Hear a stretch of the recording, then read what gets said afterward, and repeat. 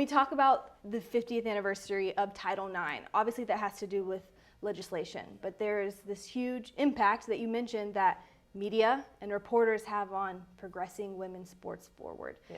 So there's a message that you could challenge networks, individual reporters, people on television to do for women's sports and to help continue move it forward so we look in the next 50 years and say, look how far we come.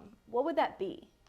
Well, it would be to actually recognize how much of men's sports is subsidized in all of the ways that people act like is only existing on the women's sports side.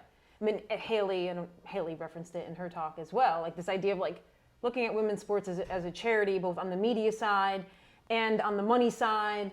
And it's like, well, you look at the men's sports, if we pulled the data, it'd be like zillions of dollars into stadiums and who are the gatekeepers on the men's side. And so continuing to rely on this idea of like why people like love sports, because we have men in charge and they've decided a dunk and a big hit are the things people care about. And it just so happens that men do those things at some physical expression level higher than women. Now everything is a trickle down from that. And so I think so it's not like a specific ask, it's more like recognizing the system that's been set up. Yeah.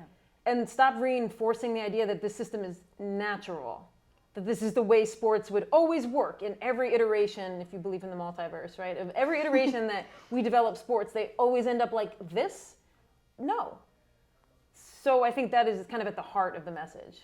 Yeah, it's what I think about with Major League Baseball being in pro softball. People say, well, the league's not viable and it's been around for this time. And I said, well, if you go look at how many times Major League Baseball got bailed out and didn't make a profit for years, yeah, like give women's sports that same time to like grow and develop.